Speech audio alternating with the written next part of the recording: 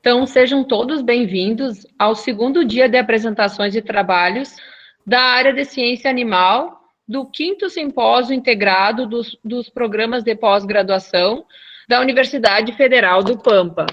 Então, hoje, como moderadoras dessa apresentação, estão eu, Patrícia, e a minha colega Caroline Possebon. Gostaria de agradecer aos professores avaliadores convidados, o professor Fernando Silveira Mesquita e a professora Deise Dalazen Castagnara. Solicitamos que mantenham, então, o microfone desativado durante a apresentação, e as perguntas, elas podem ser feitas no final da palestra, né? Hoje teremos ao todo 7 apresentações de trabalho, e o tempo de apresentação ela é de 10 minutos, e quando der, então, 2 minutos para o término desses 10 minutos, a gente avisará, então, os apresentadores.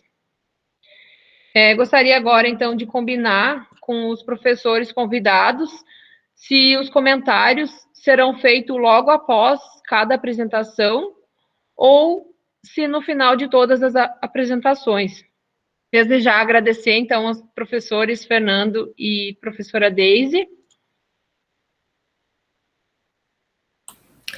Poderiam ser feitos no final, como foi ontem? O que você acha, Fernando? Boa noite a todos.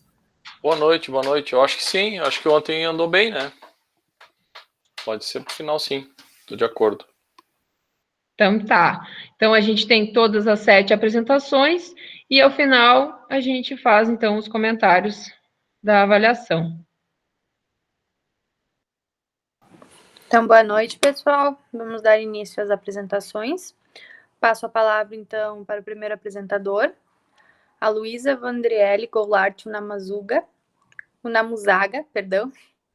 com o trabalho intitulado Desempenho Forrageiro do Azevém sem adubação de cobertura em sucessão à soja ou arroz em terras baixas.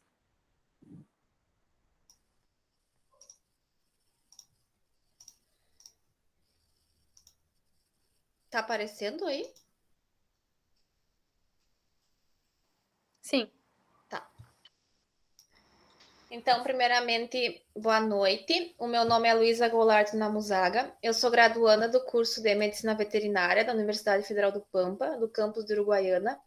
E hoje eu venho apresentar o meu trabalho, que ele tem pelo título Desempenho Forrageiro do Azevém sem adubação de cobertura em sucessão à soja ou arroz em terras baixas.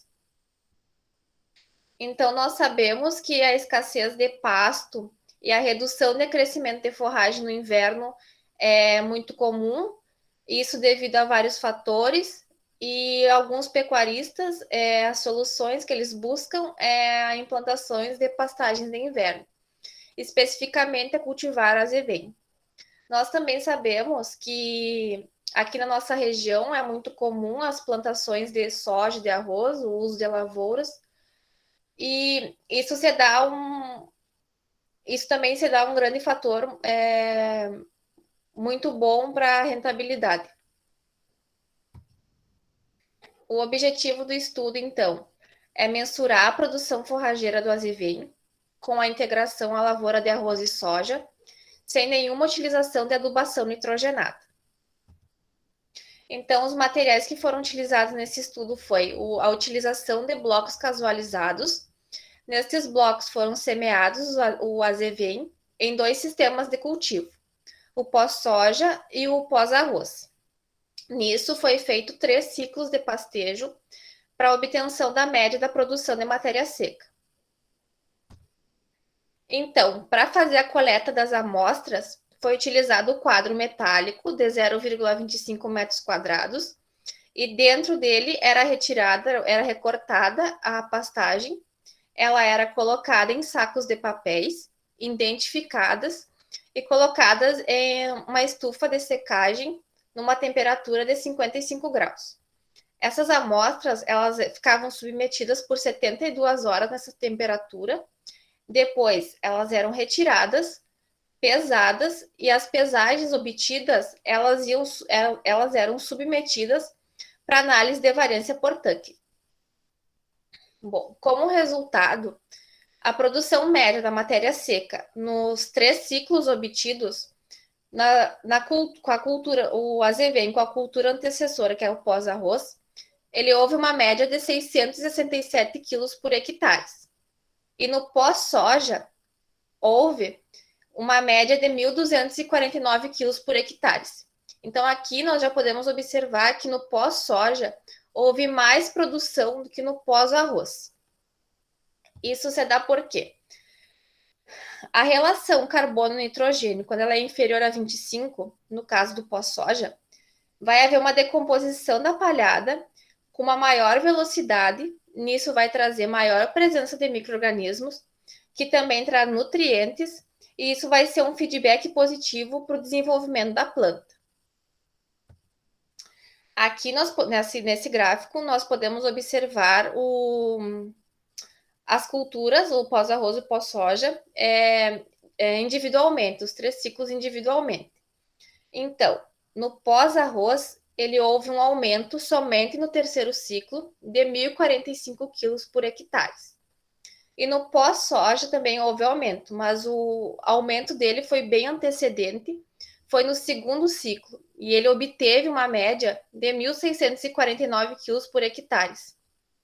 Então, o pós-soja, ele teve uma produção maior e ainda no 2º ciclo. E no pós-arroz, houve sim um aumento também.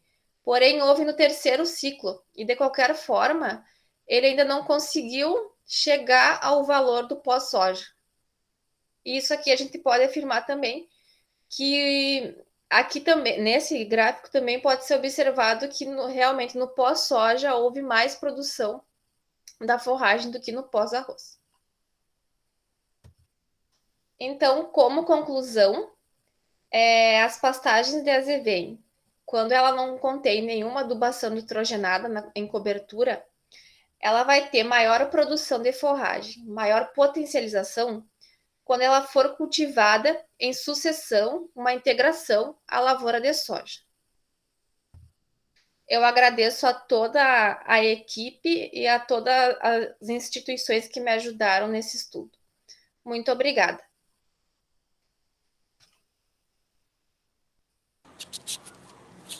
Obrigada, Luísa. Bom, passamos então para o próximo apresentador. Maria Inês Franck. Um título do resumo de osteocondrite dissecante na troca lateral de fêmur em um potro puro sangue de corrida.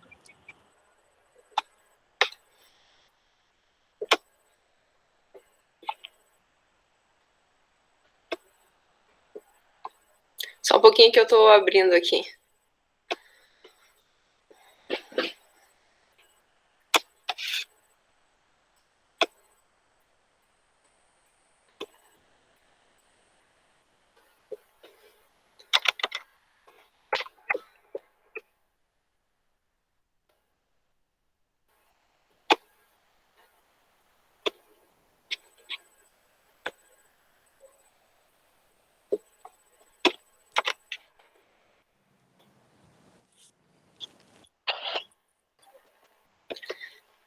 Tá dando para ver bem?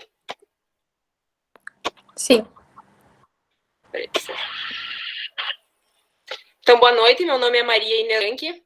Eu sou acadêmica da Universidade Federal de Santa Maria, do curso de Medicina Veterinária, e vou apresentar um trabalho intitulado Osteocondrite dissecante na troca lateral do fêmur em um potro puro sangue de corrida, de minha autoria, junto com os pós-graduandos Alcemar, Letícia e estagiária Caroline, e o professor Flávio de la Corte e a professora Roberta Pereira.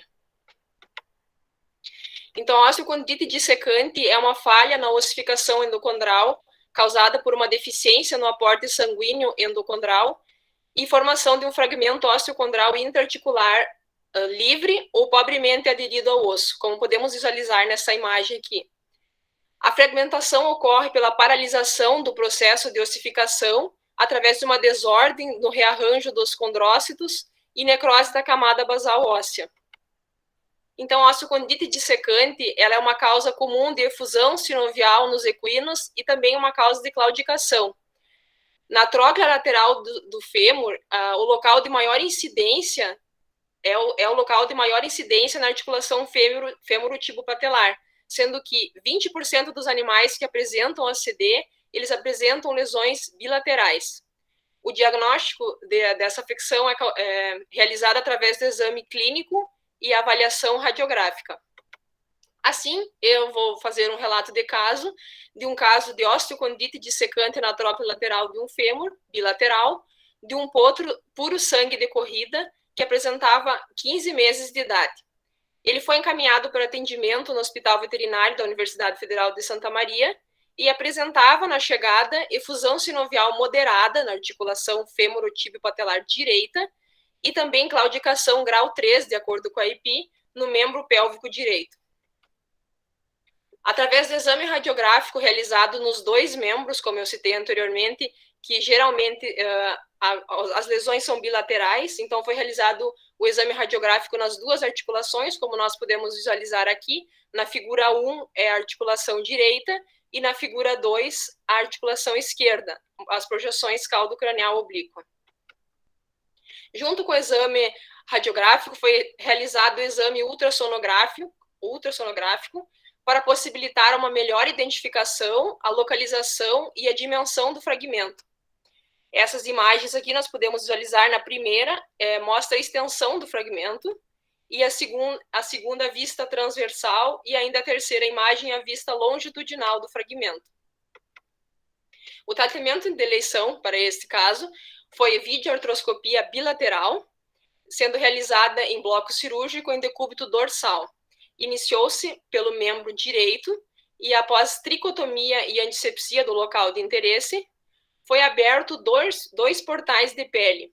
O primeiro entre o ligamento patelar médio e o ligamento lateral, cerca de 2 a 3 centímetros da crista tibial, para a introdução do artroscópio.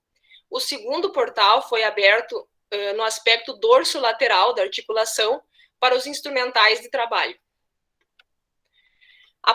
Sempre durante todo o procedimento foi realizado a distensão da articulação e inicialmente foi feita a inspeção do fragmento. O fragmento foi delimitado e elevado, ele possuía em torno de 2 a 4 centímetros e por isso ele foi retirado em vários estágios com pinças Ferro-Smith. Após a retirada dos fragmentos, como nós podemos visualizar nessa imagem pequena, o leito foi curetado e a articulação foi lavada para a retirada de todos os debris. Ao final, foi feita a incisão de pele e as mesmas manobras cirúrgicas foram repetidas na articulação contralateral, sendo que todo o procedimento foi realizado com acompanhamento radiográfico. O prognóstico nos casos de osteocondrite dissecante da articulação fêmuro-tíbulo-patelar é favorável para os animais retornarem à vida esportiva. Cerca de 75% possuem uma vida atlética depois. É de fundamental importância que o diagnóstico seja precoce, para que seja encaminhado logo para a intervenção cirúrgica e o animal possa ter o adequado repouso, evitando assim complicações secundárias, como, por exemplo, osteoartrite.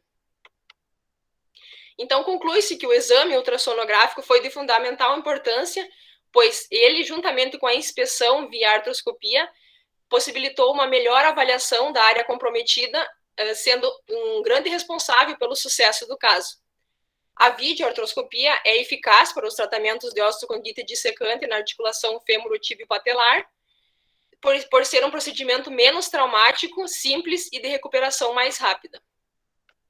Eu quero agradecer a minha equipe de Medicina Esportiva e à Universidade Federal de Santa Maria. Obrigada. Obrigada, Maria, pela apresentação. O próximo apresentador, então, Patrícia Mauer Tasqueto, com o título do resumo: Mensuração de lactato sanguíneo peritoneal em afecções do colo maior em equinos.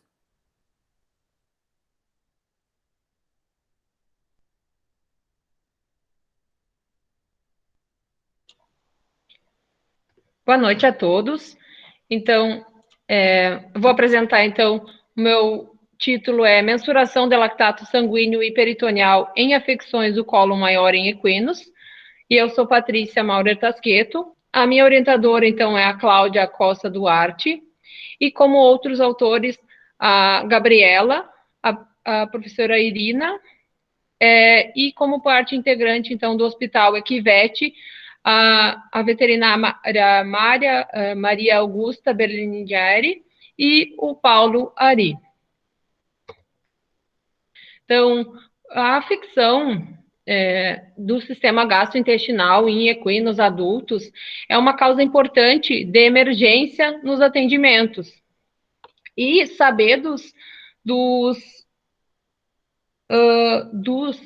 das lesões isquêmicas intestinais é importante, e é importante para saber se esse animal vai precisar, então, de uma cirurgia.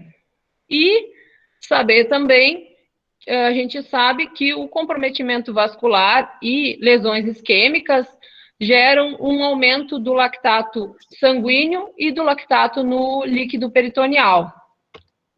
O lactato, ele é um importante marcador de comprometimento vascular por ser o produto da glicólise anaeróbica.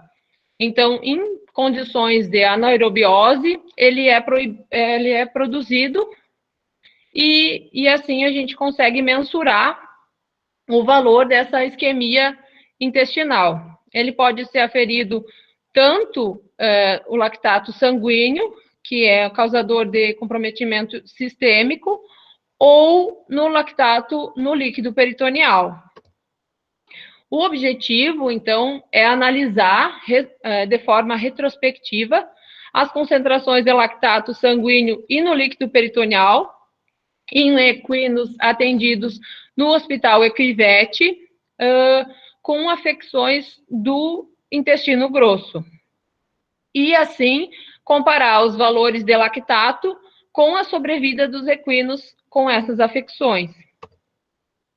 Então, foram avaliados retrospectivamente os prontuários de 127 cavalos, foram selecionados durante o período de 2016 a 2020, e desses 127, 24 atendiam as afecções do intestino grosso e possuíam, então, a mensuração do lactato na admissão do lactato sanguíneo e do líquido peritoneal.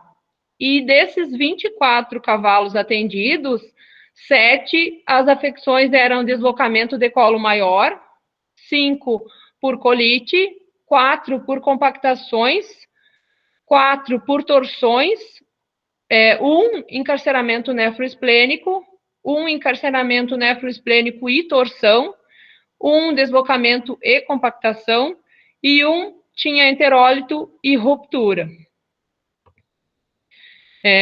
O lactato aferido no sanguíneo e no líquido peritoneal dos cavalos que tiveram, então, não sobreviveram às afecções, são aqueles cavalos que ou foram a óbito ou passaram, então, para a eutanásia.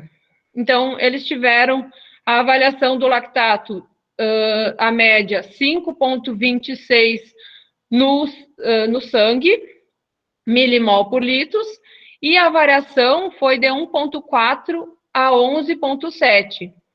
Já no líquido peritoneal, a média foi de 5,24 e uma variação de 1,1 a 21,1. E essas médias foram maiores do que os animais que tiveram alta hospitalar. Então, os animais que tiveram alta hospitalar, a média ficou do lactato sanguíneo de 2,60 e uma variação de 1,2 a 5,5, a 5,2. E do líquido peritoneal, o lactato, as médias foram de 1,66 e com variação de 0 a 7,9. Então, a gente observa que os que não sobreviveram possuíram, então, umas médias maiores em relação aos sobreviventes.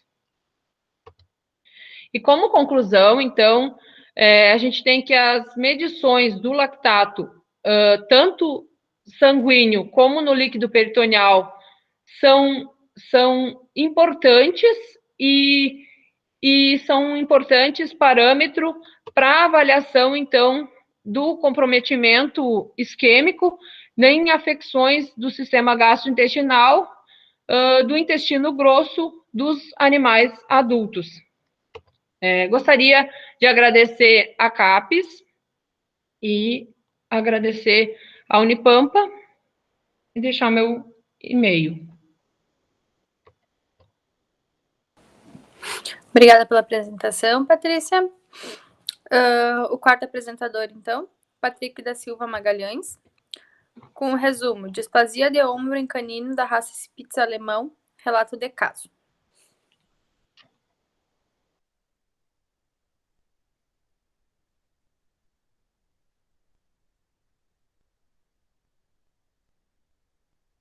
Parei. Oi, boa noite, pessoal. Parei que eu vou compartilhar aqui, deu uma complicada aqui.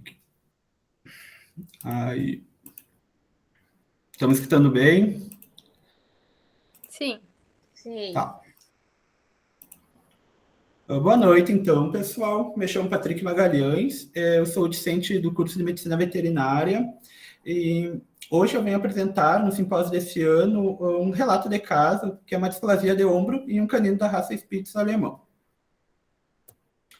Bom, a articulação da escápula, ou escápula humeral, que é a do ombro, ela é uma das mais importantes do membro torácico dos animais domésticos. Acho que eu não liguei minha câmera. Vou ligar minha câmera. Fica melhor. Uf. Deu. Acho que agora ligou. Bom, então os aspectos anatômicos dessa articulação, eles vão se basear desde uma cavidade glenoide, que vai estar presente na escápula, uma cabeça do húmero, presente então no osso húmero, uma cápsula articular que vai estar envolvendo essa articulação, e também ligamentos glenomerais, medial e lateral. Esses ligamentos, então, eles vão ligar a escápula com o húmero. Também está presente na anatomia os tendões dos músculos manguito rotador. Esses músculos, eles vão, então, ajudar na estabilização dessa articulação e junto com os ligamentos glenomerais e a cápsula articular. Esses ligamentos, então, eles ficam em volta dessa articulação, ajudando nessa estabilização. Então, os carnívoros domésticos, eles possuem uma grande versatilidade de movimentos no membro torácico. E isso faz com que eles tenham uma maior predisposição a desenvolverem afecções articulares na região do ombro. Então, a displasia do ombro, ela vai ser uma afecção ortopédica que vai ocorrer com maior frequência em raças grandes e gigantes, e ela vai ser pouco comum em raças médias e pequenas. A causa ela não é bem definida, porém sabe-se que pode ser desde cunho genético, crescimento rápido, fatores nutricionais, trauma, suprimento sanguíneo inadequado, e esses fatores vão fazer com que ocorra um defeito no processo de crescimento da cartilagem articular. Os sinais clínicos, eles vão se basear desde inflamação, dor no local, diminuição na amplitude do movimento, porém, a claudicação unilateral, ela vai ser o principal sinal clínico observado em animais que já estão com um quadro clínico bem avançado. O diagnóstico, ele pode ser feito desde exames ortopédicos, exames radiográficos e também artroscopia da articulação.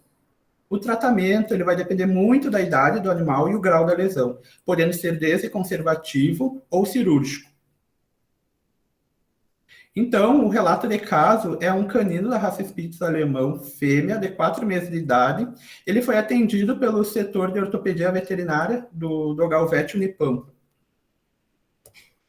Então, esse animal chegou no setor de ortopedia veterinária da Unipampa com uma queixa principal relatada pelo tutor, que ele mantinha o membro torácico esquerdo, ocasionalmente sem apoio, quando estava em repouso, mas ele não apresentava claudicação no exame de movimento. No exame físico geral, ele não foram notadas alterações, enquanto no exame físico ortopédico, ele apresentava marcha sem alteração, porém, durante a palpação dessa articulação, foi notada uma discreta rotação externa do membro torácico esquerdo. E o animal também, ele não apresentava dor no local dessa articulação, ali do ombro. Então, ele foi encaminhado para avaliação de imagem, no setor de imagem do Galvet, onde foram realizadas 2 radiografias em ambos os membros, na projeção crânio-caudal e médio-lateral. Então, o ombro esquerdo foi o que mostrou maiores alterações, onde foi possível observar a luxação medial da articulação, deformação da cavidade glenoide e da cabeça do húmero, sugerindo, então, o diagnóstico de displasia do ombro. Aqui ao lado, só para mostrar a projeção crânio-caudal, nessa imagem radiográfica, do membro direito, onde é possível ver aqui a cavidade glenoide em contato com a cabeça do húmero. E já na radiografia do membro esquerdo, na mesma projeção crânio-caudal, é possível observar essa luxação medial, onde a cavidade glenoide da escápula não está em contato com a cabeça do húmero. Por isso que foi sugerido esse diagnóstico de displasia do ombro. Então, através da análise radiográfica, a idade do paciente, por ser um animal jovem, de 4 meses de idade, e a discreta apresentação clínica, onde o animal ele não claudicava, ele não tinha dor na palpação, ele apenas foi notado uma pequena crepitação na região do ombro, da articulação, foi optado por realizar um tratamento conservativo. Então, foi prescrito a restrição de exercícios de alto impacto, isso para evitar a evolução da lesão, também a utilização de pisos aderentes e retorno para avaliações periódicas para ver a evolução também dessa luxação, para que novas terapias possam ser prescritas e ver como é que o animal está evoluindo. Muito obrigado, meus agradecimentos, e era isso. Obrigada, Patrick. Bom, a próxima apresentadora é a Stephanie Schmitz-Holding, com o título do trabalho Adubação nitrogenada incrementa a produção forrageira da aveia ucraniana cultivada em sucessão ao arroz.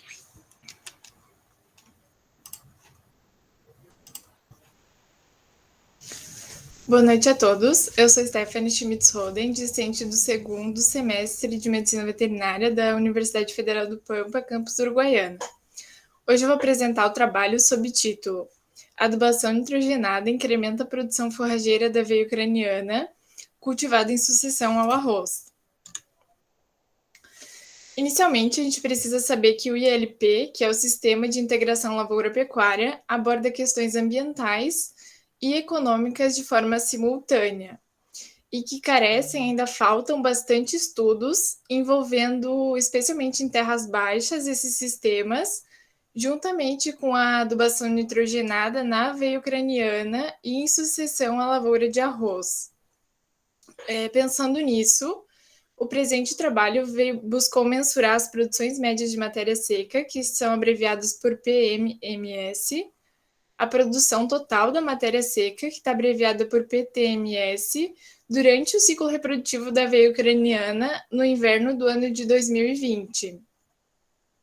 Para isso foram realizadas 3 avaliações, com 3 coletas de pastagem e posterior pastejo dos animais. Para a realização do trabalho em si, então, a aveia ucraniana foi semeada em sucessão à lavoura de arroz e foi dada a ela 4 doses de nitrogênio, sendo elas 0 kg por hectare, 50 kg por hectare, 100 e 150 kg por hectare, com 4 repetições de cada uma. E para a amostra de forragem em si, foi da aveia ucraniana em cada ciclo de coletas, que foram 3 que eu comentei. Cada unidade experimental foi tirada com um quadrado metálico de área conhecida, fazendo o corte dessas plantas que estariam nessa área conhecida.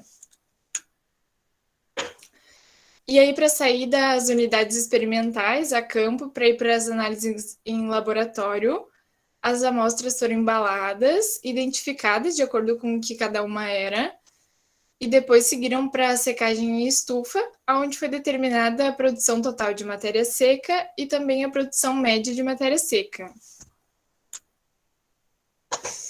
Assim, analisando as produções médias de matéria seca em si, quando a gente disponibilizou 0 kg de nitrogênio por hectare, se obteve 744 kg de matéria seca por hectare.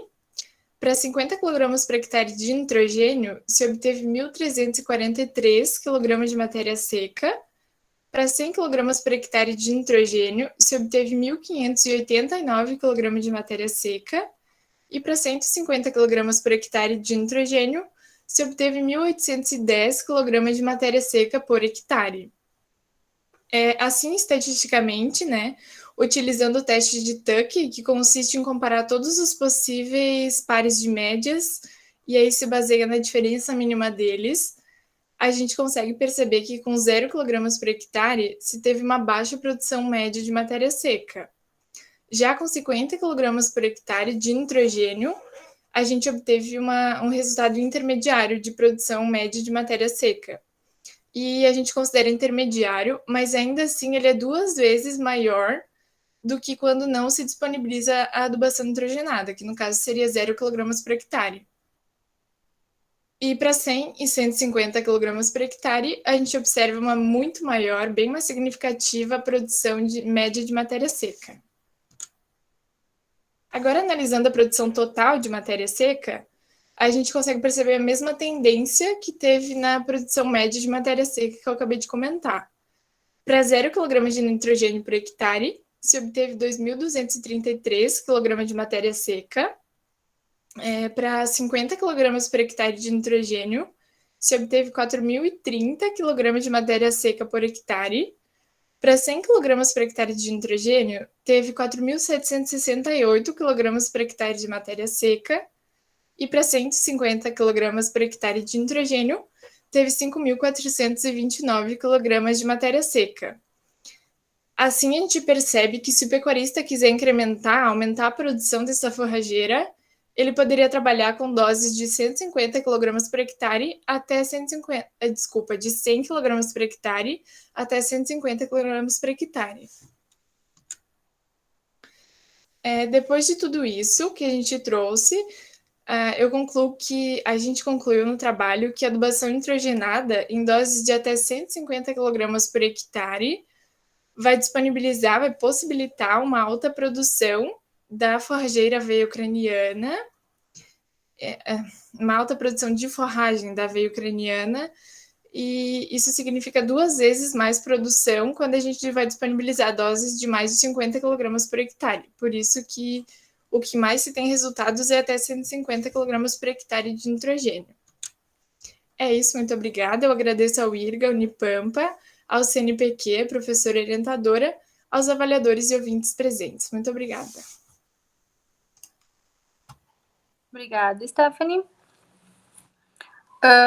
Próximo apresentador, Vitória Souza de Bastiani, com o título do resumo: Programas de redução de peso aplicado em cães. Relato de experiência.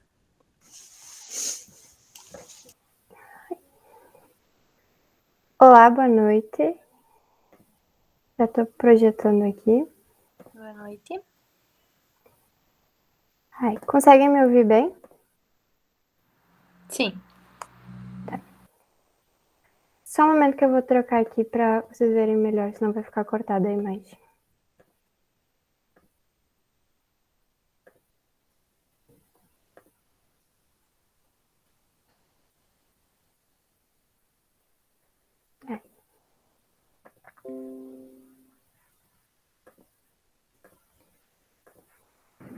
Bom, então, boa noite novamente. Meu nome é Vitória. Eu vou falar sobre o trabalho do Programa de Redução de Peso aplicado em cães, que é um relato de experiência.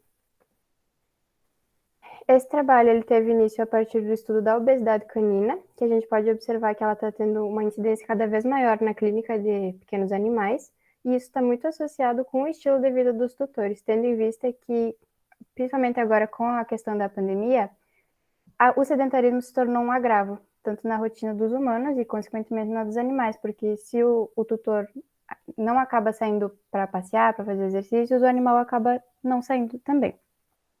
Isso traz prejuízo direto para a saúde do animal, predispondo ele a doenças, tanto como, por exemplo, a diabetes, quanto doenças osteoarticulares. E aí a gente tem como principais afetados a articulação do quadril, a coxa femoral, e a articulação do cotovelo, que são as que têm maior sobrecarga sobre elas, né? Com isso, a gente já tem a redução da qualidade de vida do animal, pelo sobrepeso que vai ocasionar dores, que vai fazer com que talvez ele não ande tanto, e, consequentemente, a diminuição da expectativa de vida dele. E aí, os objetos de estudo foi usado 2 fêmeas, O animal A, ele tinha um peso inicial de 25 quilos, tendo 4 anos, sendo uma fêmea inteira e inativa. Nela foi aplicado o método Casey, que estipula uma perda semanal de peso, de 2% do peso corporal, do peso vivo, né?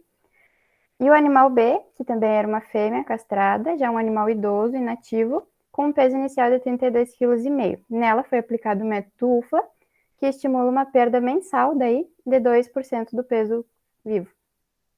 E aí, como classificação do score de condição corporal, foi utilizada uma tabela que ia de 1 a 9, onde 6 o animal já é classificado com sobrepeso, 7 e 8 obeso, e 9 já é considerado obesidade mórbida. E aí, referente a algumas especificações sobre cada animal, no animal A, que foi aplicado o método Casey, foi feito o cálculo da necessidade energética corrigida, que seria as quantidades de caloria que ela deve consumir por dia para emagrecer. Esse cálculo é feito a partir da necessidade energética de manutenção, que seria a quantidade que o animal precisaria ingerir para se manter no peso. Aí a quantidade de ração foi calculada também a partir da necessidade energética corrigida e do peso do animal somado à energia metabolizável da ração que era fornecida para ela. E aí com ela foram aplicadas caminhadas de 2 vezes na semana. Aí a gente calculou também a taxa metabólica basal, que é um valor que a gente tem estipulado de...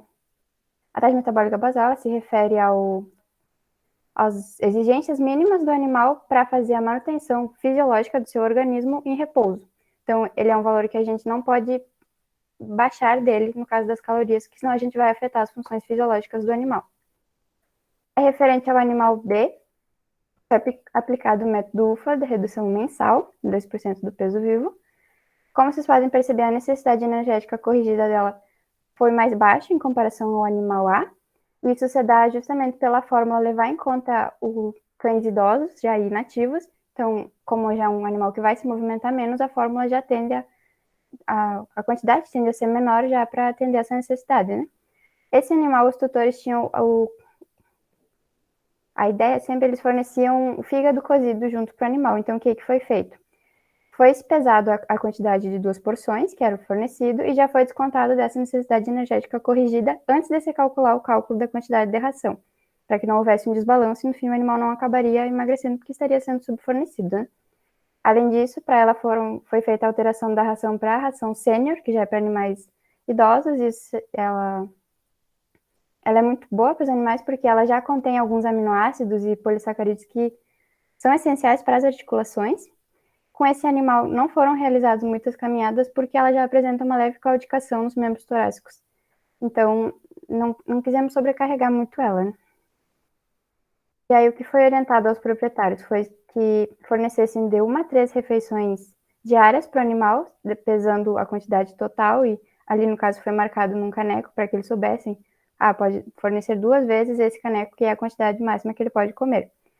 Foi orientado que evitasse a oferta de ração à vontade, tendo em vista que os cães, eles não sabem, a maioria dos cães, eles não têm a capacidade de perceber a saciedade, então o tutor acabaria fornecendo para mais, por muitos tutores terem aquela ideia de que a redução do peso do animal vai fazer com que o animal passe fome, que não necessariamente é uma verdade.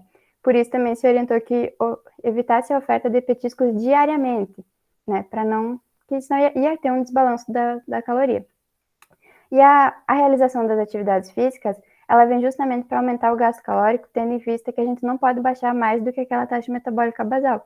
Então, conforme o animal vai evoluindo e ele entra num platô, onde ele não emagrece mais, aumenta-se o nível de atividade física para que a gente possa respeitar aquele limite mínimo de calorias.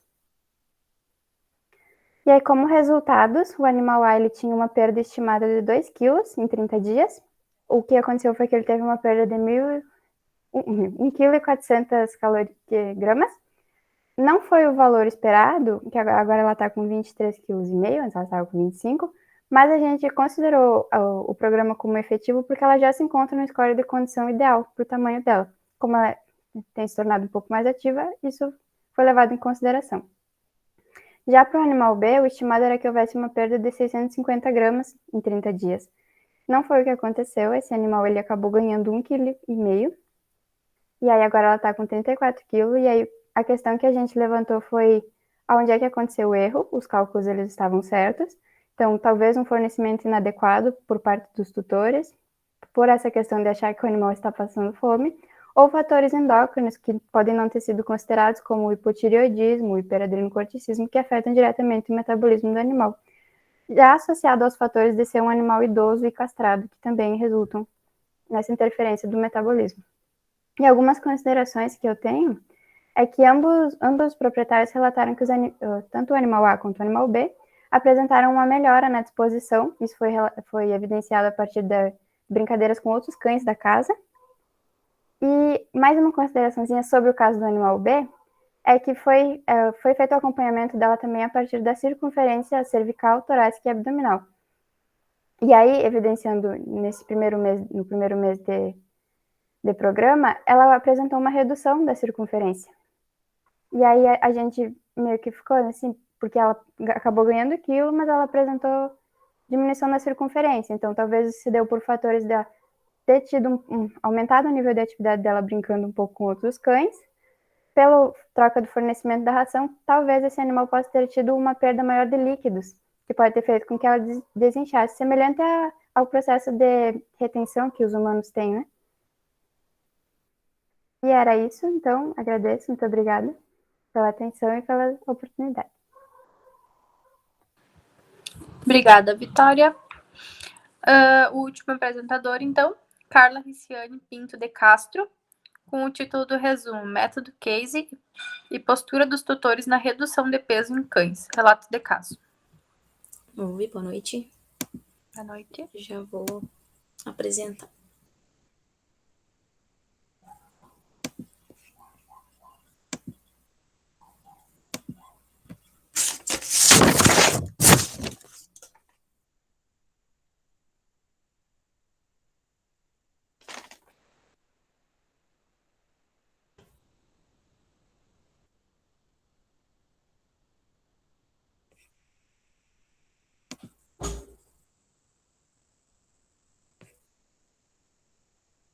Tá dando para ver certinho? Sim. Então tá. Primeiramente, boa noite. Deixa eu ligar minha câmera também.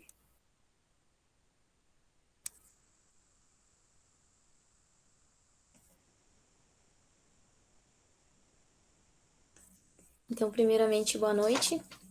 Eu vou apresentar o trabalho sobre o método Case e a postura dos tutores na redução de peso em cães.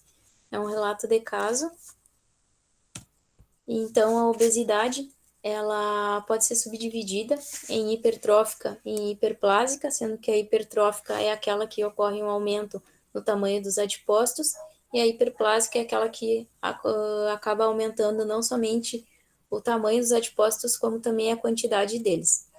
Essas células, elas não possuem a capacidade de diminuir em quantidade, então elas tendem que o animal sempre acaba engordando para que os adipócitos fiquem completos e repletos, na verdade. A obesidade, ela comete de 20% a 40% dos animais, dos cães no Brasil, e ela é caracterizada pelo acúmulo de gordura corporal. E isso se dá ela é a principal problemática também relacionada ao bem-estar animal, tendo em vista a grande ingestão calórica e a redução de gasto energético.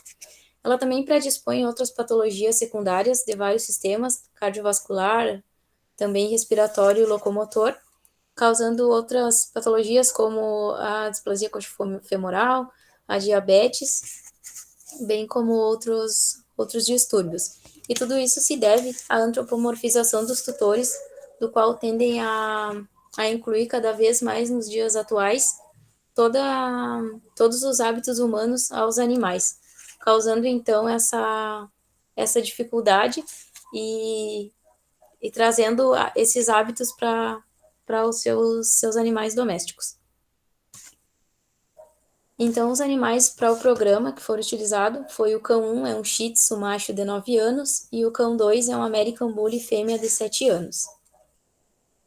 Como características do cão 1, ele é um cão ativo, teimoso, seletivo, ele convive com 2 idosos, um cachorro e uma gata, e o cão 2 é um cão ativo, calmo, obediente, convive com 2 cães e 4 pessoas. Ambos recebem rações prêmio, essas que estão indicadas no slide. Então, foi utilizado também o método CASE, do qual prevê essa perda semanal de 2%, e esse programa foi escolhido tendo em vista o score corporal que ambos apresentavam, que era de nível 8. Nesse caso, eles tinham um grande depósito de gordura na região lombar e também na região da base da cauda. Eles não tinham possuíam cintura inexistente. Então, foram elaborados os cálculos conforme indicados no programa, ajustando para cada indivíduo. Então, com o cão 1, o peso inicial dele era 8.900 e o peso ideal era 7 quilos. Então, o período de duração do programa seria, em média, 11 semanas, ele consumindo diariamente 162 gramas de ração. E o cão 2, ele tem 32,5 kg, o peso ideal seria 28 quilos, e o período de duração do programa seria 7 semanas, fornecendo a quantidade de ração de 390 gramas por dia. Então, para que fosse possível fazer esse acompanhamento do programa, foi necessário que houvesse algumas mudanças de hábitos, como a inclusão de alimentos saudáveis, pesagens diárias também, e uma rotina de atividades. Então, todo o alimento que fosse oferecido, ele foi pesado e indicado no programa para que fosse feito os cálculos todos corretos. Então, como resultados, o cão 1, ele perdeu 310 gramas do 1,9 kg previsto, então teria mais 9 semanas de acompanhamento do programa, e o cão 2, ele perdeu 400 gramas dos 4,5 kg previstos, e também teria mais 6 semanas de acompanhamento. Esses animais, eles vão continuar sendo acompanhados até que sejam atingidos os objetivos propostos. E acredita-se que não se obteve ainda todos os resultados previstos, tendo em vista a relutância dos tutores, a submissão do programa e também a outras características, como o ambiente com muitas pessoas, outros animais, também a falta de exercício, que essa introdução da rotina dele de exercício. Então, esse foi o meu trabalho, agradeço a atenção de todos e fico aberta a questionamentos. Obrigada, Carla, pela apresentação. Parabéns a todos pelas apresentações. Passo a palavra agora, então, para os avaliadores, professor Fernando e a professora Deise.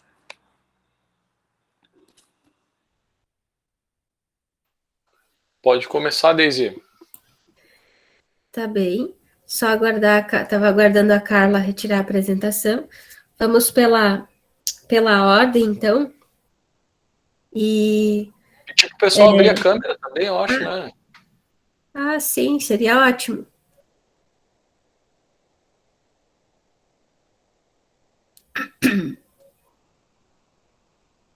Os comentários vão começar os questionamentos vão começar para Maria Inês, pode ser, Fernando? Maria Inês, eu achei bem interessante o trabalho de vocês, que vocês desenvolveram, e especialmente a técnica que foi utilizada, que é a da videoartroscopia. E aí a minha pergunta é se essa técnica, no estado do Rio Grande do Sul, ela é acessível em todas as regiões. Por exemplo, os proprietários dos equinos, eles conseguem acessar essa técnica com facilidade, e se ela é aplicada somente a animais atletas, ou se ela seria acessível para, não todos os equinos, mas equinos de uma maneira geral, não especificamente os atletas de alta performance. Boa noite, eu não sei se abriu a minha câmera aqui, acho que eu tô com um problema de câmera, mas não foi por... respondendo a tua pergunta, é uma técnica mais ou menos acessível, porque ela requer para realizar o procedimento, e também bastante estudo na área. O professor Flávio fez um bom período de tempo, um trabalho nos Estados Unidos, e ele voltou para cá e começou a realizar esse tipo de atendimento. Então, assim, o mais comum de ser realizado em animais, a nossa maior casuística mais de corrida, né? Que são animais que já potrinhos, são identificados esses tipos de problema e são encaminhados para tentar ainda que eles consigam ainda desenvolver a profissão para a qual eles nasceram, vamos dizer, né? Então, essa é a maior casuística nossa, mas podem ser realizados, sim, em outros animais que tenham o mesmo tipo de problema, por exemplo, cavalos crioulos ou outros, dependendo da vontade do proprietário, também dos custos que ele possa arcar ou deseja arcar para solucionar o problema dos animais. Uma outra pergunta minha, tu já respondeu, mas complementando, era se a identificação era mais, poderia ser feita na fase jovem, né, de vida do animal, ou somente no animal adulto. Então, tu comentou que a identificação, ela acontece ainda nos potros, é o ideal.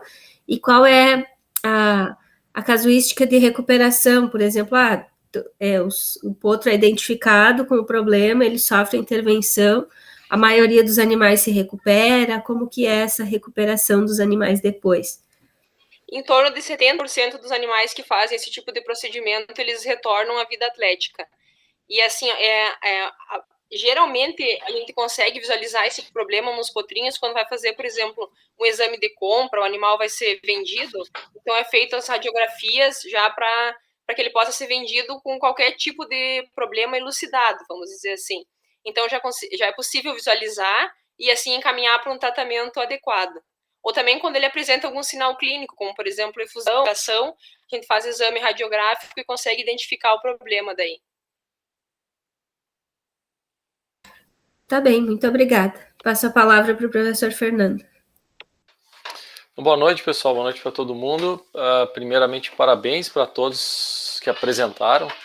Na verdade, para todas, né? A gente só tem mulheres apresentando hoje. Parabéns pelo trabalho de vocês, pelo desempenho de vocês, né? Pelo empenho e desempenho de vocês. Todos apresentaram muito bem, né? Cada um com suas características, com as suas ideias. É uma satisfação estar aqui conversando com vocês hoje. Então, alguns, de repente, né, vão despertando mais perguntas, muito mais curiosidades, e eu acho que para todos eu tenho pelo menos algum ponto assim, para perguntar ou para sugerir. Continuando, então, no mesmo trabalho, né, da Maria, ela é uma... é verdade, o Patrick, pô, esqueci do Patrick. Não foi só mulheres, o Patrick também.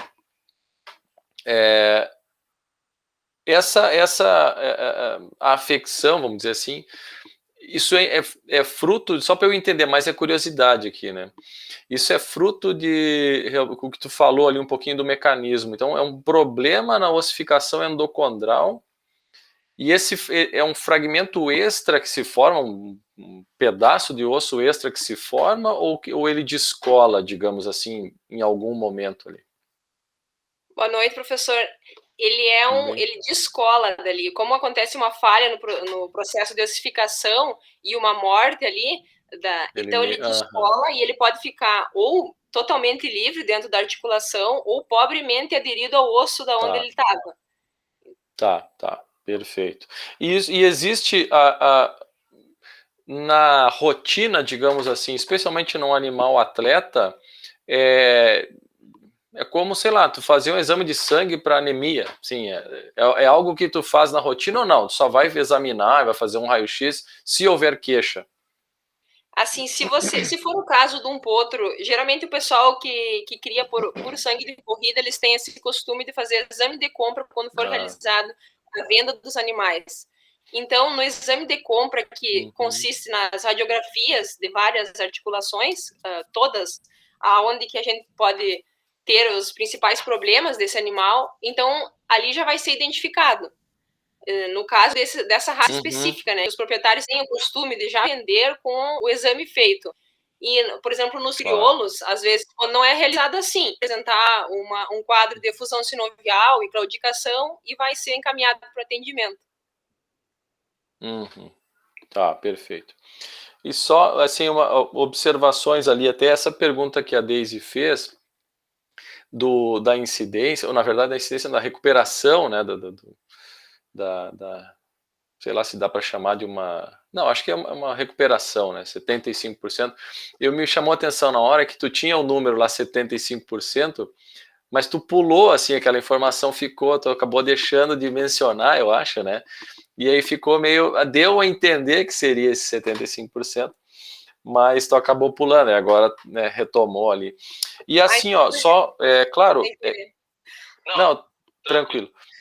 Como é um relato de caso, então só um cuidado que eu teria, como eu falei, para cada um eu vou tentar fazer alguma observação, que eu sei que tu conclui ali, né, que a artroscopia, melhor, o exame de ultrassom é fundamental e que a artroscopia é importante para a recuperação e tal, que claro, provavelmente tu tá falando isso com base em todo um histórico, né, em toda uma base de literatura científica que já determinou isso, né? Mas tomar o cuidado, porque como tu chegou e falou sobre isso na conclusão, pode parecer que a conclusão é do teu estudo, entende? Entendi. E na verdade, quando tu avalia, por exemplo, tu está fazendo um relato de caso, esse é um animal, né? Então, só tomar esse cuidado, porque aí tu diz, poxa, a artroscopia, o ultrassom é fundamental, a artroscopia foi essencial para a recuperação, mas aí a gente tem uma observação que é um animal, né? Pô, ali funcionou bem, mas efetivamente tu não está fazendo comparações, entendeu? Está fazendo, né? Se tu usasse outra técnica, será que seria melhor ou pior? Se não fizesse nada, se fizesse só raio-x, tratamento conservador, sei lá, entendeu? Mas, claro, tu tá falando isso com base no que já se sabe, né? Isso já está descrito, tá? É só essa observação para a gente tomar cuidado. Isso, na verdade, serve para todo mundo, né? Sempre que a gente concluir. E os relatos, eu não tenho muita experiência, não tenho nenhuma experiência, na verdade, escrevendo relato de caso, mas eu sei que é complicado, né? Tu vai fazer uma conclusão, assim, porque é uma observação, tu vai concluir, enfim, algumas coisas, outras tu não pode, né? Porque tem essa limitação. Ó, o Patrick saiu de novo. Mas é isso aí, joia. Tá bem, muito obrigada. Opa, merece, parabéns. Deise, eu vou sempre na tua sequência aí. Acho que eu vou falar mais, né? Porque as tuas alunas tu não avaliou.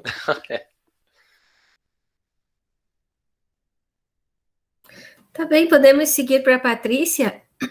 Aí tu faz a avaliação das minhas alunas todas juntas no final. Patrícia, me chamou a atenção o número de prontuários, né, que vocês acessaram, 127 prontuários, e desses, 24 tinham afecções do trato digestório. E é um número bastante alto, né, então a gente sabe que a maioria da origem desses problemas, eles têm, a maioria da origem é no nutricional, no manejo nutricional. E aí a minha pergunta é se esses animais vinham com algum histórico de falha no manejo nutricional, se vocês tiveram acesso a essa informação ou não. Os prontuários, né, eu avaliei todos, foi em São Paulo, né, que eu fui fazer um período de 2 meses. Como nutricional, basicamente, quase todos os problemas que acontecem, né, no sistema gastrointestinal em cavalos são devido a fatores nutricionais, para a gente adicionar bastante ração, às vezes falha também na ingestão de água, ou alguns problemas, por exemplo, ingestão de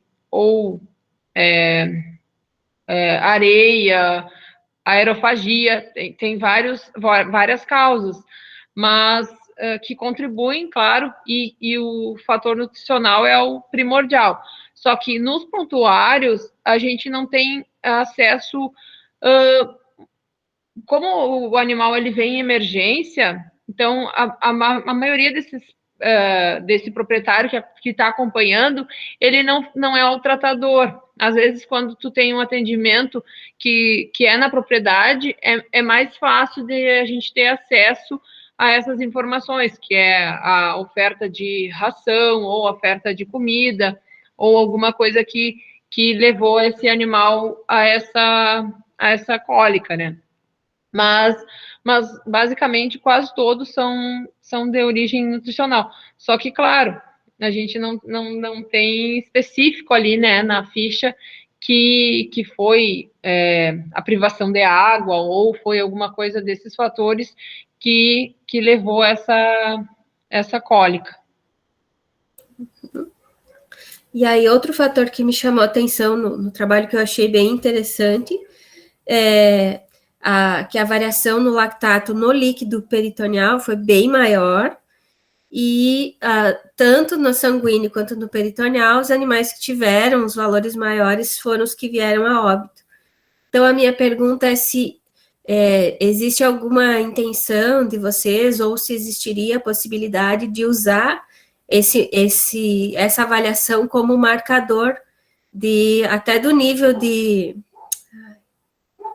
Me fugiu a palavra, mas do nível de gravidade do caso, até para acelerar a intervenção, enfim, etc. Sim, sim. A nossa intenção é poder delimitar qual a afecção e qual a variação desse lactato. A gente sabe que o lactato é importante, né, para a gente, como marcador, né, de isquemia intestinal. Então, quanto mais alto tiver, maior número de porção intestinal que está comprometida. Então, a gente tem essa intenção, então, de fazer, claro, essa correlação das afecções com o valor de lactato.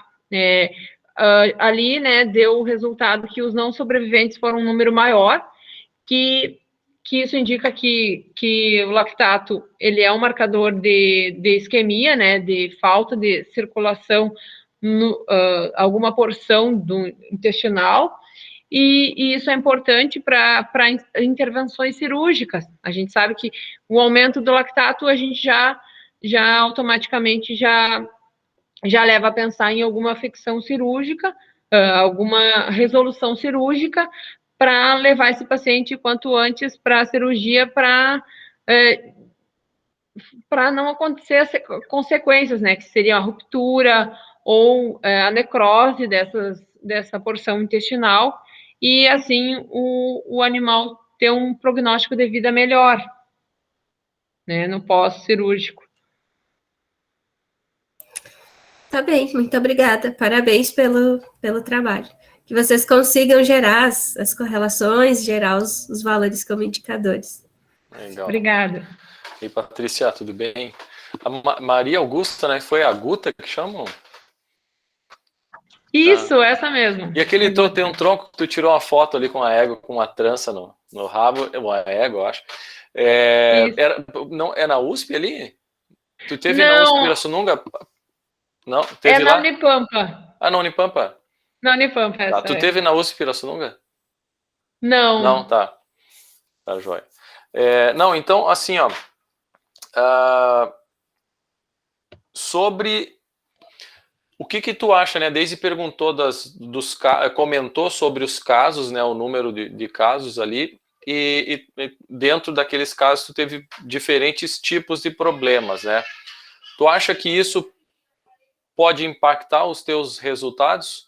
Né? Tu teve uma diferença nítida, e até uma outra pergunta que eu queria fazer, se vocês chegaram a fazer análise estatística, não lembro se tu comentou alguma coisa para comparar, né? Mas numericamente existe uma diferença, parece ser significativa, parece ser importante, enfim, relevante, entre os animais que morreram e os animais que se recuperaram de alguma maneira, né? Mas ainda assim tem uma variabilidade grande, né? Apesar de tu mostrou a janela, né? Tu não mostrou nenhuma medida específica de erro, mas tu acha que o fato de a gente estar trabalhando ali com um grupo que tem diferentes tipos de problemas, isso pode ter influenciado? Tu está preocupada com isso?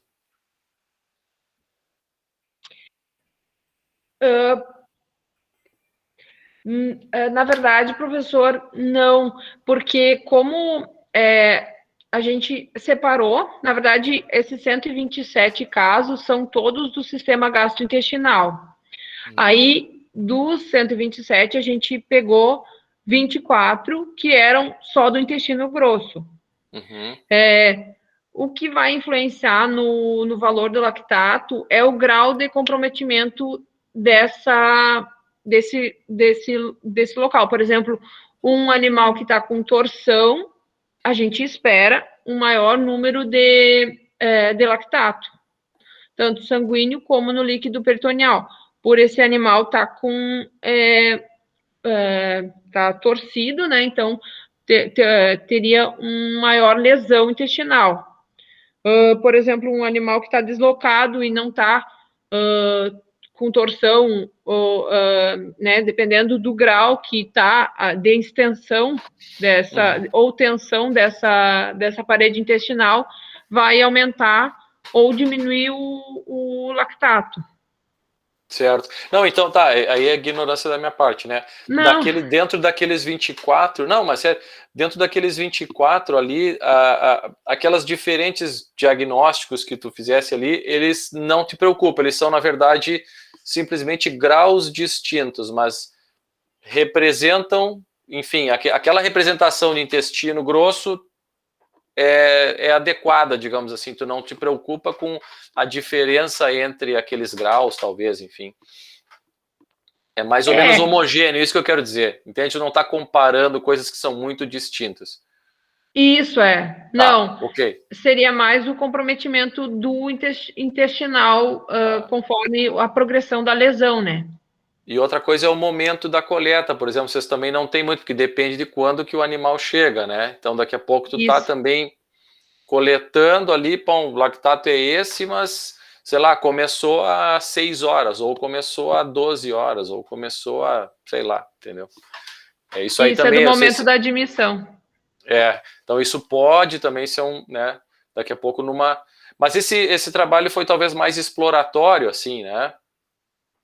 Eu imagino que, né, vocês vão ter que controlar essas variáveis aí de maneira, né, mais...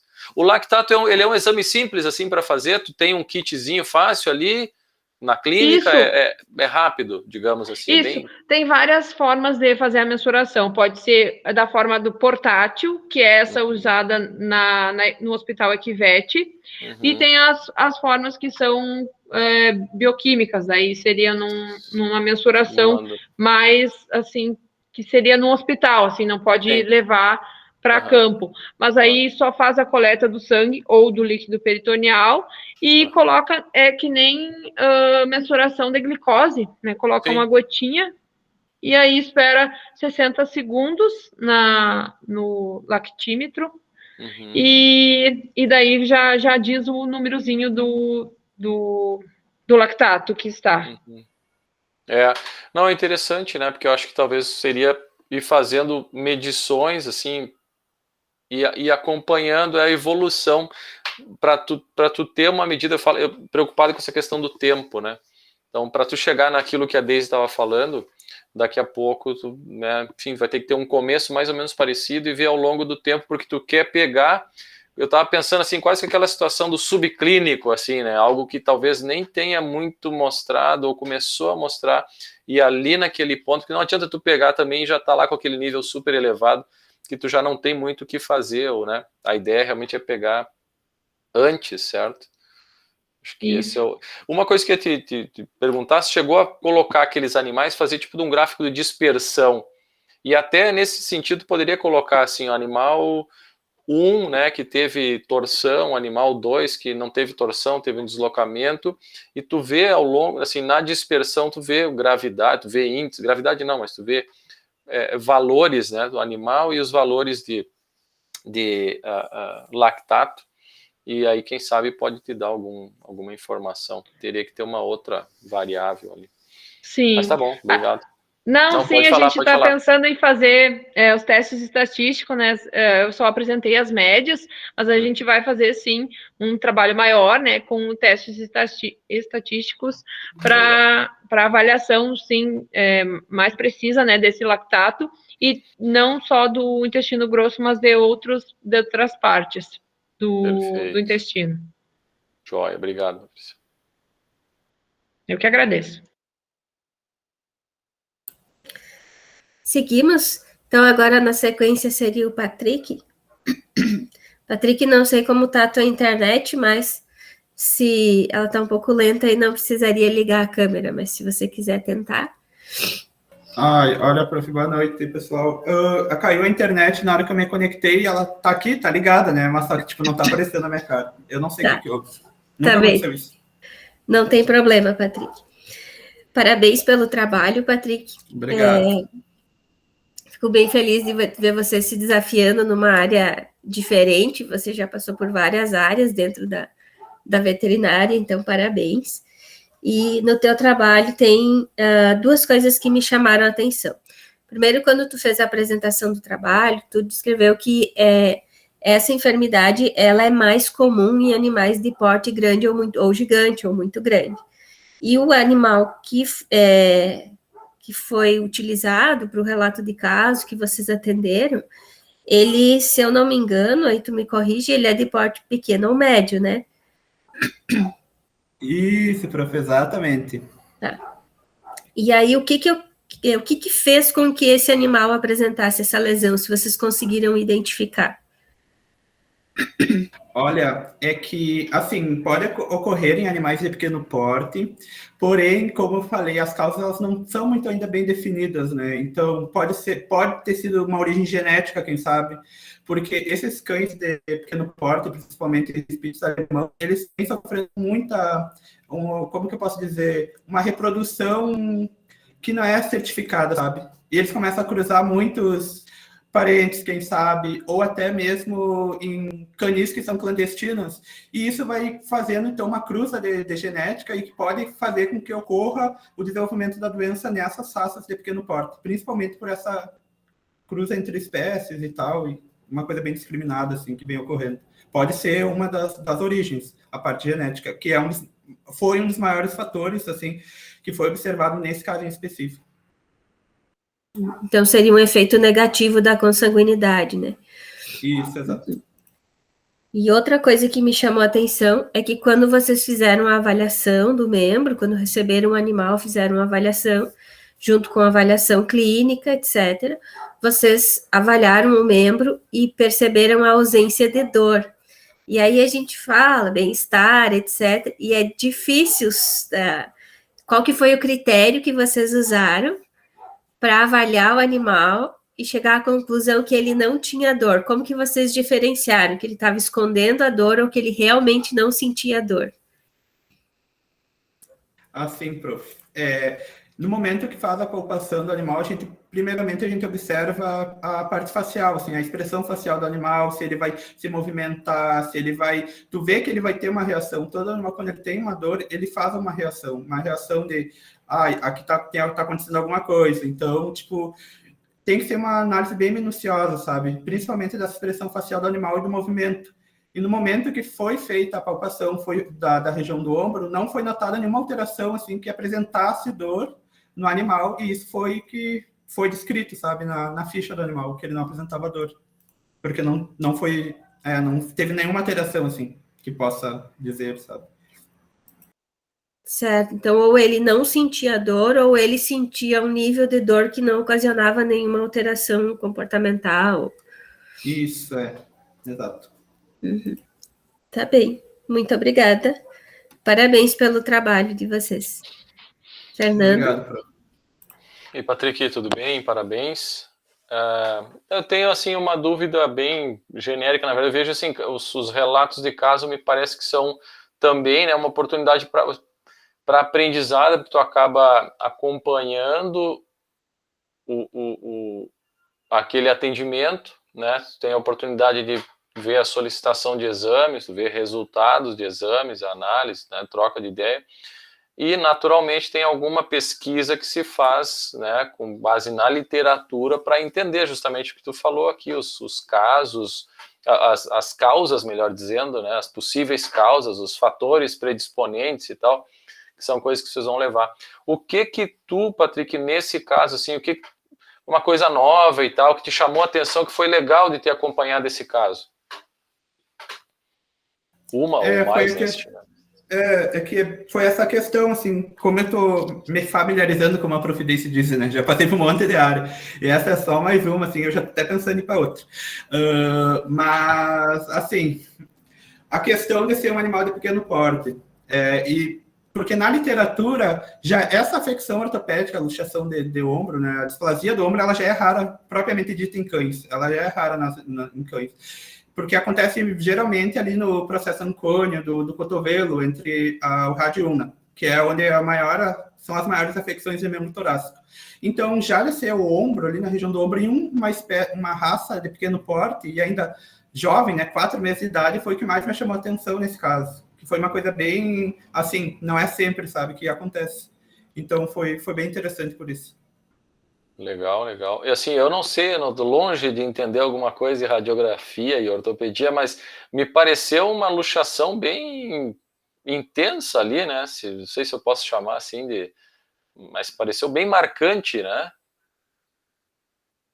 Isso, professor, é que na hora de fazer o exame radiográfico tem uma posição certa. É meio que Para forçado. exagerar. Isso, para ver Entendi. se vai ter essa conectividade entre os ossos. Aí no momento Sim. dela, por isso que no membro direito não teve, porque foi feita essa posição e no direito tem que expor mesmo para ver se vai ter essa luxação, né? E aí foi o que ocorreu no membro torácico esquerdo. E tu chegou... Esse cachorro, quando que foi esse cachorro? Não era do professor? Do Beto, não é do Beto esse cachorro? Agora, não vou lembrar agora, mas foi esse atendimento, foi em seguida, que foi em 2019, e aí ele teve alguns retornos e depois veio a pandemia, aí o hospital fechou e não deu para ver a continuidade, né? Esse foi um dos problemas também, que a pandemia na verdade, trouxe. acho que até vocês nem poderia dizer de quem que é, na verdade, eu acho, né? Acho que é antiético relatar. Não pode também dizer. Mas não, eu pergunto pelo seguinte, tu teve alguma curiosidade nesse sentido? Poxa, isso aqui não é comum. É menos comum ainda, como a professora Daisy ressaltou, né, em cachorros de raças pequenas. Pode ser genético. Teve alguma curiosidade de perguntar para o proprietário e tal, se ele conhece o criador, né, se ele é um canil específico, ou é de um amigo, tem um histórico dos pais ou dos avós, sei lá. Chegou a ter essa curiosidade e essa oportunidade?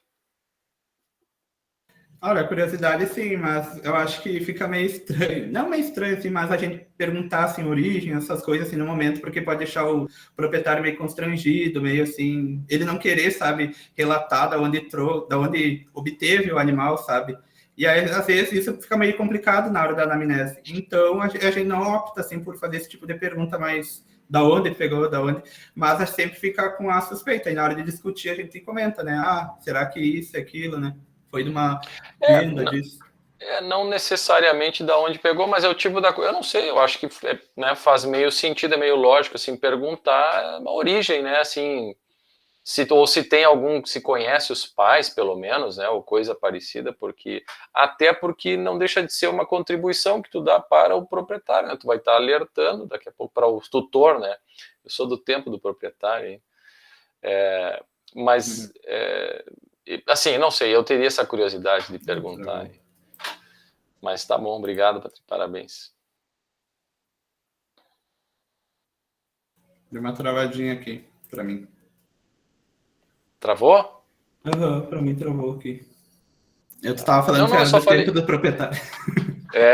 Eu disse que eu teria essa curiosidade, assim, de perguntar, porque é um aspecto, sim, até para tentar daqui a pouco esclarecer, né? Não sei. Não, mas para alertar.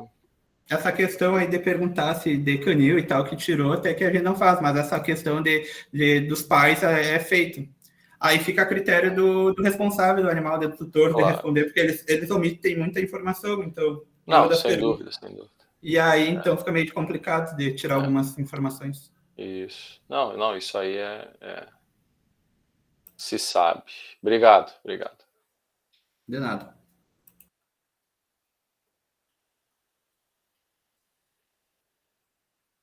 Agora são todas tuas, Daisy? Ou, na verdade, todas minhas agora?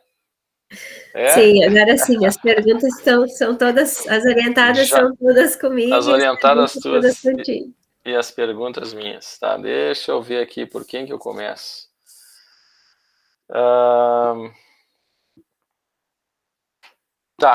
Luísa. Luísa, então, legal, parabéns, né, pela apresentação e tal, parabéns pelo trabalho. Por que a soja foi melhor? Porque o pós-soja, né? Pós-soja, isso, na lavoura pós-soja, ela possui mais nitrogênio, né, o nitrogênio orgânico da palhada, do que na do arroz. a relação carbono-nitrogênio da lavoura pós-soja ela é inferior.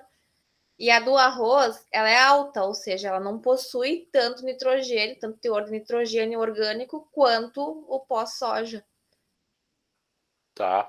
Então, isso aí realmente é na palhada, ou é no solo, ou é as duas coisas? Desculpa se eu estiver falando alguma besteira aqui. Não, é na palhada. Aí a palhada vai se decompor, né? E aí vai acabar indo para o solo.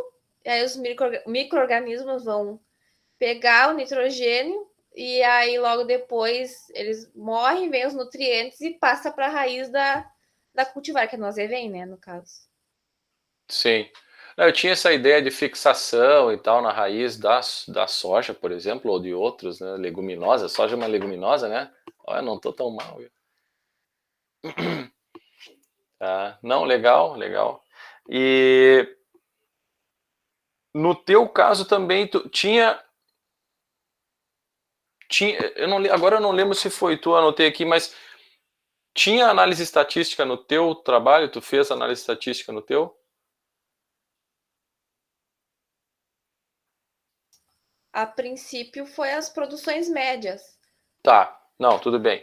É que acho que teve um trabalho, agora eu anotei aqui, mas o teu não está anotado, então não foi. Mas a gente já conversou ontem, né? Os outros trabalhos é um processo, né? Que vocês estão ainda num processo, então, mas só para ressaltar. Não, mas tá jóia, isso aí, era mais essa pergunta, assim, para ver Então, o que tu diria para o produtor, por exemplo, com base nos teus resultados, né? A mesma pergunta que eu fiz ontem para alguns. A princípio, nas culturas antecessoras, nenhuma foi ruim. Se tu pensar no arroz, por mais que ele não teve nenhum tipo de adubação e ele ainda teve um aumento. Então, isso aí depende muito do que o produtor vai pôr, quanto de animal ele vai pôr em cima. Claro, no pós-soja houve um aumento exorbitante, mas de qualquer forma os dois são bons, porque nenhum deles recebeu adubação, né?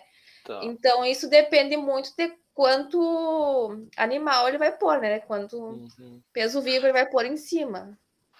Tá, jóia. Aproveitando que vocês estão aqui, o teu trabalho mostrou algo que na verdade, ontem eu fiquei me questionando, tá, mas houve uma comparação, né, pós-soja, pós-arroz, é o que tu tá mostrando, achei legal a sequência, e teve, assim, por exemplo, o pós-soja, que produziu bem mais do que pós-arroz, alguma comparação, que eu imagino que vai ser parte do trabalho maior, né, mas, assim, daqui a pouco o pós-soja ele é melhor, inclusive, que o pós-arroz com alguma suplementação, entende?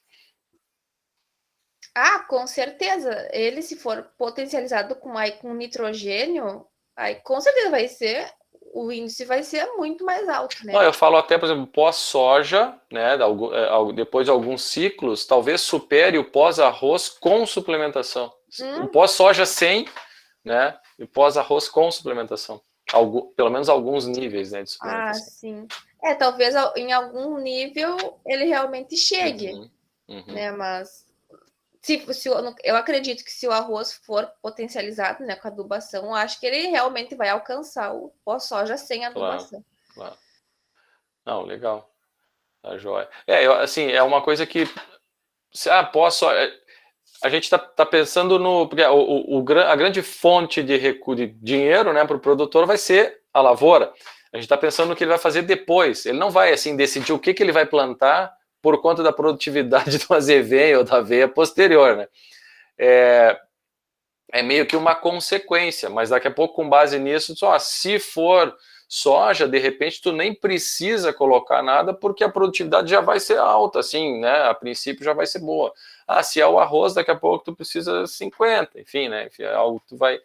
Achei bem interessante mesmo, sabe? Muito bem, tá jóia. Obrigado, Luiz. Vamos ver nas minhas anotações aqui. A Stephanie.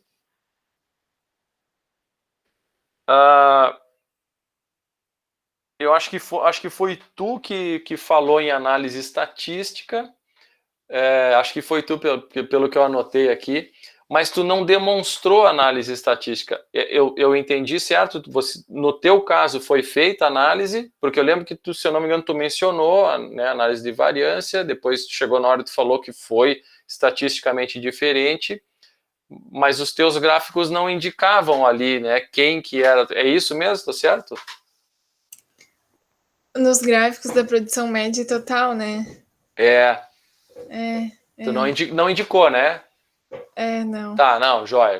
Não, porque isso valoriza. Tu falou que fez, tu falou que foi diferente, né? Mas a não ser que... Bom, de qualquer maneira é sempre bom colocar as letrinhas ali, né? Que letrinhas diferentes, são todas diferentes e tal, até para tu valorizar o teu dado. Eu vou fazer pergunta para ti, mas acho que serviria, né, para os demais também que fizeram um trabalho semelhante. A produção média e a produção total, por que elas seguem a mesma tendência?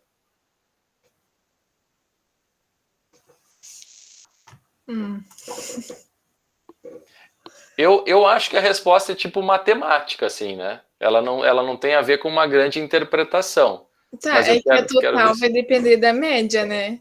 Isso, exatamente. Então a gente vai seguir a mesma acho que é isso aí, linha, né? Porque é uma estimativa de matéria seca, né? Aí tu calcula a média, depois pela área tu calcula o total. Então, na verdade, pode colocar um gráfico em cima do outro, basicamente, né? Porque a proporção, ela teoricamente, ela deveria ser exatamente a mesma, né? Então, se um dá diferença, o outro vai dar diferença também. Não, mas era isso aí, era mais para ver se o que tu achou, então, assim, no teu trabalho, qual foi o teu maior aprendizado? Eu achei, assim, sinceramente, que tu explorou bem o teu tempo hoje. Organizou bem, assim, achei que tu... É um comentário que eu vou fazer geral depois para todo mundo. Mas o que tu achou, assim, do trabalho? Como é que tu cresceu com o trabalho e tal? Milhões de coisas. Foi o primeiro que eu fiz para submeter, então muitas coisas. Tanto no resumo quanto para montar a apresentação e a forma de apresentar. Legal. E a gente falava ontem, né, sobre essa oportunidade para o pessoal da graduação, né, como é importante essa exposição aí. Joia, obrigado, parabéns. Obrigada. Agora para as meninas da dieta ali, eu estou precisando ter uma cadelinha aqui em casa. Não sei mais o que fazer com ela. Ela está quadrada. Vou lhe mandar um e-mail, então, professor. Isso, ela é candidata. E se vocês vierem passear com ela, então, já está no estudo. Bom, assim,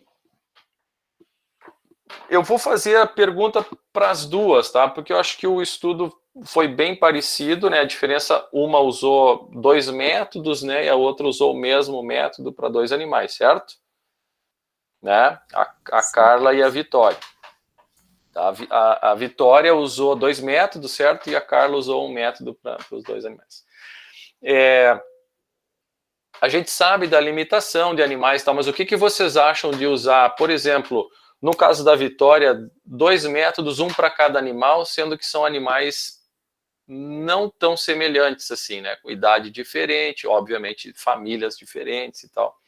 O que pode, as duas podem opinar, assim? Pode ser a Vitória que fez o estudo propriamente? Pensando assim, mas logicamente, né, professor, ficou um pouco desproporcional o meu estudo, porque geralmente a gente aplica o método CASE, que é o de redução mensal por semana, para animais que estão com um grau de obesidade já mais avançado e que precisam perder peso mais rapidamente.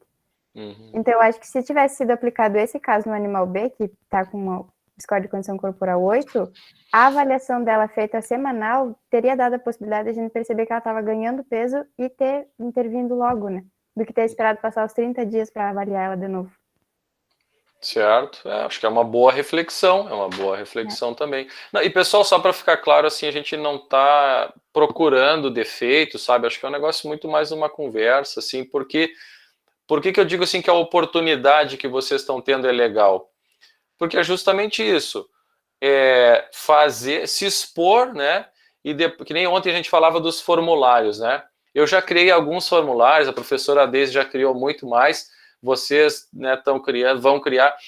A gente sempre faz formulário, pensa na pergunta e repensa e não sei o quê, mas aí sempre que tu aplica, tu vê que não ficou bem ainda, né? Poderia ter feito diferente, na próxima eu vou fazer assim, vai ser uma pergunta mais curta, vai ser, ou não, eu vou explicar melhor o que eu queria, sei lá, várias coisas. Mas a gente jamais chegaria nessa conclusão se a gente nunca fizesse um formulário. É que nem vocês estão fazendo estudos, né? E a gente nunca vai aprender. A professora Daisy pode falar tudo para vocês e vocês vão realmente aprender quando vocês fizerem e depois analisarem, né? Por isso é importante também, outra coisa que eu vejo muitas vezes é os alunos fazerem um trabalho, um experimento e não se debruçarem em cima dos dados. Só pegar, calcula a média e apresenta, né? Tem que trabalhar ali, se debruçar em cima dos dados e analisar, puxa, mas por que deu esse resultado aqui? É analisar todo o processo, que nem essa reflexão que tu fez agora, Vitória, é importante, né? Puxa, se eu tivesse aplicado outro, ou mesmo assim, ó, eu vou aplicar o mesmo método, tá? Mas eu vou fazer, ele não preconiza perdas semanais, mas eu vou analisar ele semanalmente. Eu vou acompanhá-lo, entendeu? Então são coisas que, assim, só essa experiência que vai deixando vocês mais calejados. Ó, na próxima vez, quem sabe, a gente propõe, independente do método, uma análise semanal, por exemplo. Mas eu perguntava, não sei, Carla, o que tu quer falar sobre o assunto? No meu caso, na verdade, a gente quis aplicar o mesmo programa, assim, porque a gente queria saber se os tutores, a gente acreditava, né, que o programa ele ia funcionar, ia dar certo, mas a gente queria saber a visão dos tutores, assim, se ia refletir nos animais e se eles iam conseguir acompanhar, fazer esse acompanhamento, na verdade. Daí, por isso que a gente optou por um programa para ambos os animais que também têm realidades distintas, né? Um é de porte grande, outro é de porte pequeno, mas isso não teve muita influência para a gente, assim, a gente queria avaliar mesmo a condição dos tutores, se eles iam conseguir, assim, submeter, né, esses animais a essa dieta, assim. Uhum. Isso. Não, é mais como eu disse, a gente sabe que é difícil até de conseguir as pessoas para participar, né? Então o número fica comprometido e muito mais ainda saber o que está acontecendo quando vocês dão as costas e vão, né, porque isso foi feito na casa dos animais, né, dos tutores, enfim, e vocês não estavam lá todo o tempo. Mas assim, analisando, né, refletindo sobre especificamente, esse é um cuidado, né, que, como eu disse, nem sempre tu vai conseguir, mas tu está comparando, claro, primeiro a dificuldade de ter um animal em cada grupo, no caso da Carla tinha 2, né, mas ele é quase como um bloco, né, Daisy, porque cada casa vai ser uma coisa diferente, então é bem difícil de fazer esse experimento mesmo, mas esse cuidado de estar comparando animais diferentes, realidades diferentes. Por exemplo, pensando na questão do tamanho, eu não sei se é muito da área de nutrição isso aí, mas daqui a pouco falar em perda de peso, que é uma medida absoluta, fica injusto, né? De repente pensar em percentual de peso, porque aí, né, o animal sai de um peso e ele perde X% daquele peso, ou ele ganha, enfim, daqui a pouco é uma outra forma de olhar os dados, e os mesmos dados já está lá, é só calcular, né? Então, o que vocês aí, de novo, pode começar pela Vitória, depois a Carla, se vocês tivessem que mudar alguma coisinha, talvez tenha várias, tá? Mas escolham uma ou duas principais que vocês, no próximo experimento, vocês fariam.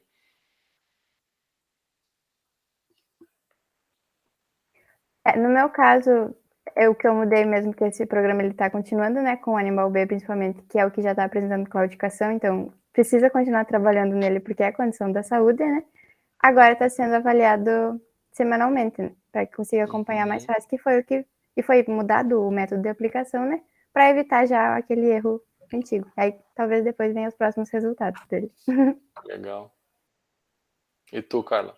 E no meu caso, assim, eu acho que o mais difícil, assim, e talvez eu tivesse outra abordagem, seria a conscientização, assim, dos tutores, que é algo bem, bem difícil, né, que a gente vê cada vez com maior frequência, assim, animais obesos, e é muito difícil, assim, de conseguir atingir esse tutor dizendo que é um caso de saúde, assim, porque é diferente do que acontece nos humanos, né, que a gente sabe que é relacionado à saúde e tudo. Muitas vezes os animais vêm como, o animal é mais bonito, todo mundo elogia por causa daquela condição dele, né?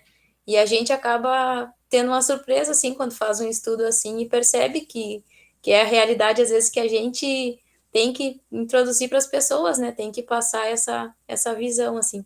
Mas acho que seria nesse sentido da abordagem com os tutores e a conscientização. Não, joia. Não, e sabe o que eu achei legal, uma coisa que tu observou, Carla, que tu comentou, que é a questão também endócrina, né? A possibilidade de um distúrbio endócrino. Foi tu, Carla, né, que mencionou, eu acho. Essa cadelinha que eu falei, eu não sei se o Patrick tinha caído a hora que eu comentei. O Patrick conhece, hein, Patrick? Teve aqui em casa com o Andrew. O problema de pele dela tá zerado, cara. Ela tá nova em folha. Tá bem, então. Coisa boa. Mas ela engordou bastante depois que veio para cá. E eu até acho que tem a ver com isso, que ela tinha uma, acho que era uma dermatite, né, Patrick? Eu não lembro como é que vocês chamaram lá. Mas ela, então, cara, ela coçava muito, assim, muito. Era impressionante, dava pena. E aí, bom, resolveu o problema e ela já estava gordinha, mas começou a engordar mais. E agora, por exemplo, e ela não come só ração, pelo menos, né, aqui em casa, ela veio dos meus pais para cá, come só ração.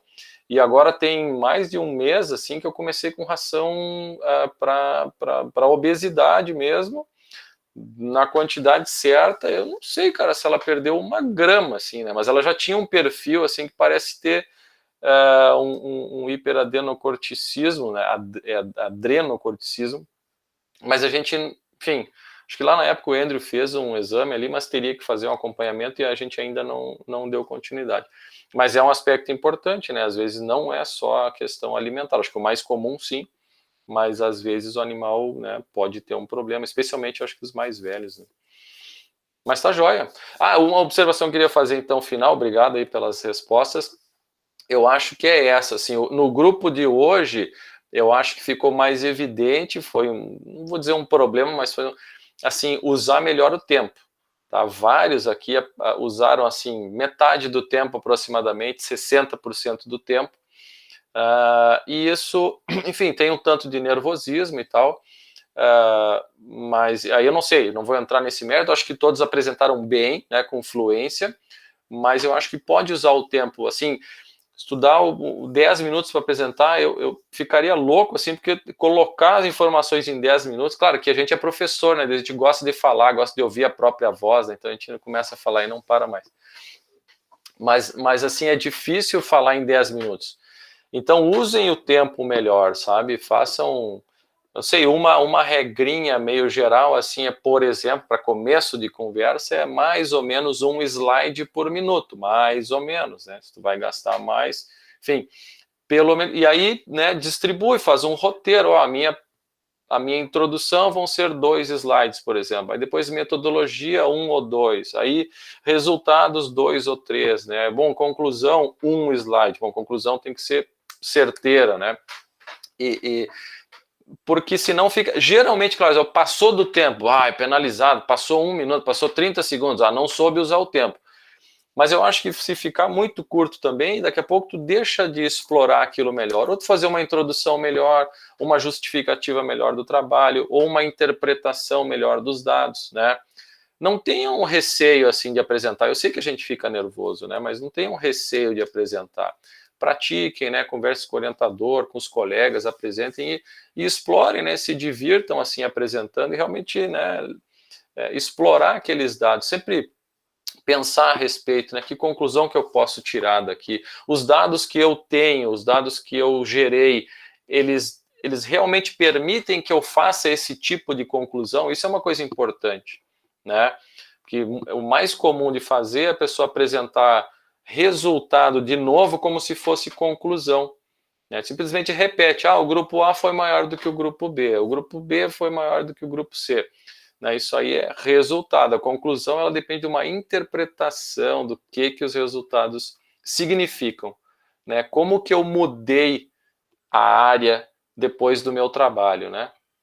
Então isso é o que a gente vai apresentar lá na conclusão. Então precisa, né, realmente gastar um tempo refletindo sobre aquilo ali, até para os próximos passos, né, que a gente estava falando agora com a Vitória e com a Carla, também faz parte, né? De repente vocês não estavam necessariamente testando a hipótese de que a frequência semanal é melhor do que a mensal, Mas essa foi uma conclusão do trabalho. Por quê? Porque vocês pararam para pensar a respeito, né?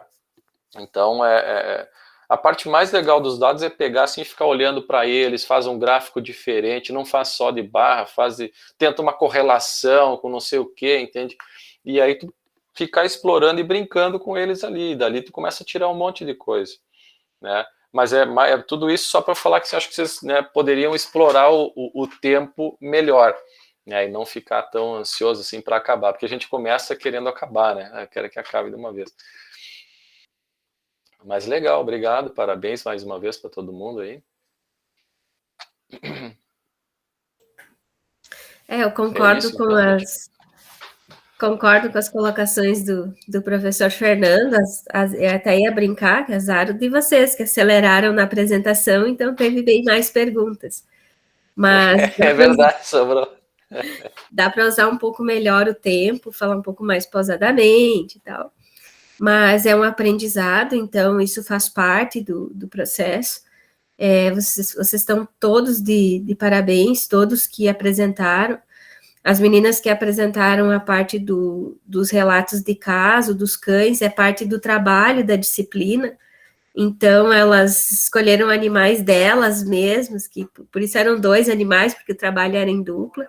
E foi bem legal elas se desafiarem a apresentar os resultados, porque isso estimula a estudar ainda mais o que é visto na disciplina. E todos que apresentaram se desafiaram e estudaram a fundo o assunto, então todos estão de parabéns. Continuem nesse processo que vocês estão no caminho e a tendência é vocês evoluírem bastante dentro dessa área científica. Então, parabéns. É isso aí, bom demais. Certo, então? Muito obrigado. Muito obrigado, dispensado? professores. Parabéns. Então tá parabéns. certo. Então, obrigada, Obrigada. professores, e os parabéns para os apresentadores.